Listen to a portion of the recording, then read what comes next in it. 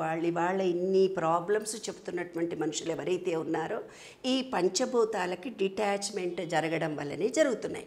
First మన మూలాధార చక్రం గురించి చెప్పుకుందాం. మన శరీరంలో అంటే ఈ విశ్వము మనము వేరు కాదు, విశ్వము మనము ఒక్కటే అనేది ఫస్ట్ తెలుసుకోవాల్సినటువంటి అంశం. విశ్వము మనము వేరు, విశ్వంలో పంచభూతాలు ఉన్నాయి, మనలో కూడా పంచభూతాలు, అన్నాండ పిండాండ బ్రహ్మాండ, అంతేనండి. అయితే ఈ పంచభూతాల్లో మొదటిది భూమి. ఆ భూమి మనలో కూడా మూలాధార చక్రం ఉంది.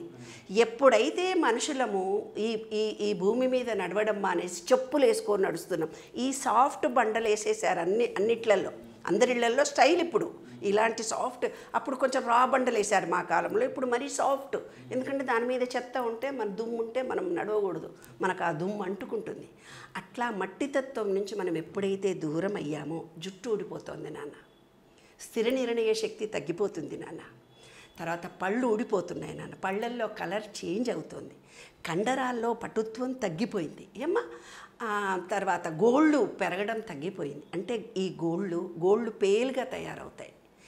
ఎప్పుడైతే మూలాధార చక్రం నీకు క్లోజ్ అయిపోయిందో బొక్కలు అరిగిపోతాయి, మోకాళ్ళ నొప్పులు ప్రతి ఒక్కళ్ళకి వచ్చి మోకాళ్ళ ఆపరేషన్స్, వెన్నెముకలు అరిగిపోయి వెన్నెముక నొప్పులు రావడానికి కారణం భూతత్వం మన శరీరంలో తగ్గిపోవడమే. అందుకని నేను విశ్వ నియమాల రహస్యంలో నేను చెప్పింది, రోజు చెప్పులు లేకుండా మట్టిలో నడవండి 20 నిమిషాలు.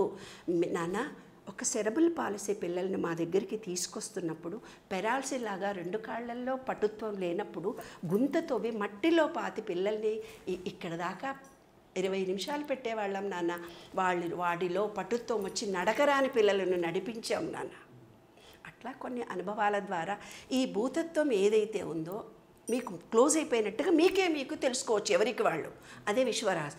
చంకల్లో వాసన వస్తుంది, నోట్లో వాసన వస్తుంది, మలమూత్రాలు వాసన వస్తాయి, చెమట వాసన వస్తుంది, అతని పక్కన కూర్చుంటే చాలు ఏదో రకమైన వాసన వస్తుంది.